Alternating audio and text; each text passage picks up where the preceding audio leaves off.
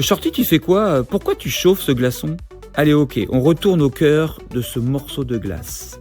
On sait maintenant qu'on va y trouver des atomes. Ah, ça y est, on les voit. Et ils sont bien organisés comme souvent dans un solide. On voit aussi les liaisons en rouge qui relient les atomes.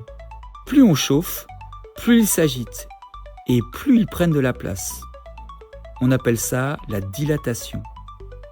Au bout d'un moment, ça s'agite tellement que les liaisons rigides se cassent et ça devient un peu comme des liaisons en forme de spaghettis mou.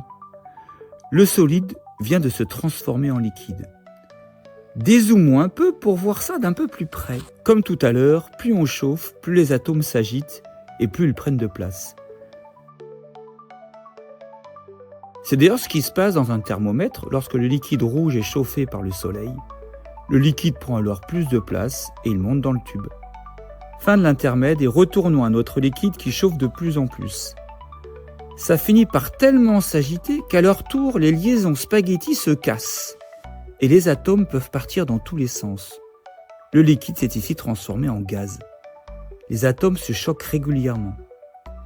Dézoomons encore pour voir ça de nouveau de plus haut. Encore une fois, plus on chauffe, plus ça s'agite, plus ça prend de place. Voici quelques exemples de la dilatation du gaz. Ce ballon rouge contient juste un peu d'air et est dégonflé. Si on le laisse un peu au soleil, il va se regonfler car l'air prisonnier va prendre de plus en plus de place. Pareil pour la montgolfière de Shorty, l'air chauffé à l'intérieur va se dilater et sortir un peu du ballon. Et comme il y aura moins d'air dans le ballon qu'à l'extérieur, la montgolfière va s'élever.